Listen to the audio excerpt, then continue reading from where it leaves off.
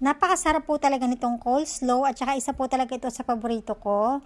Kaya lang minsan po ay nabibitin po talaga ako mga mamsi, lalong-lalo na po kapag kumakain ako sa mga fast food. Dahil nga po yung binibigay naman nila na coleslaw, dahil nga po yun ay side dish lamang, ay konti lang po ito. Kaya naman, dito po sa video na ito ay ituturo ko po sa inyo at i-share ko po sa inyo kung paano po ba gumawa ng coleslaw at napakadali lang po nito.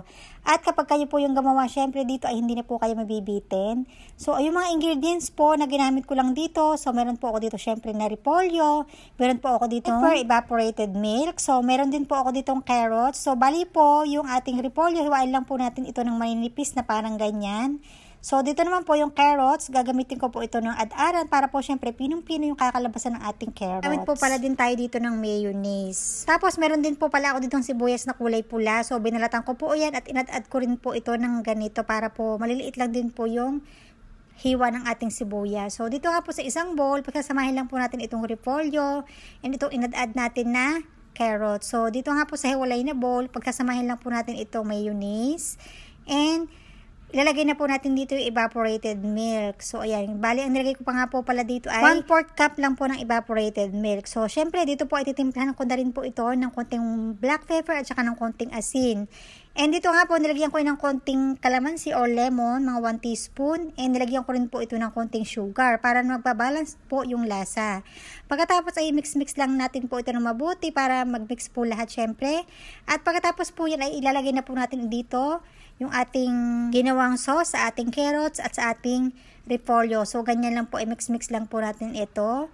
Ayan. So, ganun lang po kadali ito mga mamsi. Kaya po, kapag gumawa po kayo nito sa bahay, ay for sure na hindi na po kayo mabibitin. So, pwede nyo po itong ilagay sa ref. Huwag nyo po ilalagay sa freezer, sa ref lang po para tumagal po syempre yung shelf life ng ating coleslaw. So, ilalagay lang po natin ito sa ref. Huwag po natin ilalagay sa freezer ha. So, ayan, ganoon lang po kadali. Napakasarap po talaga ito mga mamsi.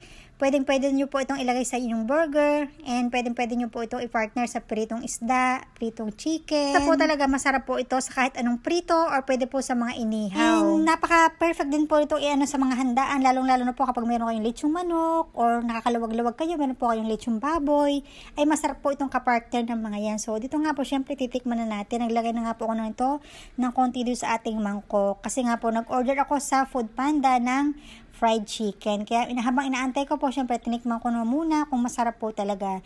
At ito na nga po yung in-order ko na fried chicken. So, dito nga po pala umorder sa Kuyochon.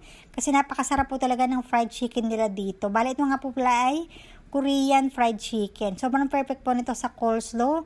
At ito na nga po, hindi na nga po ako mabibitin sa aking coleslaw. Kaya naman po, itry nyo na.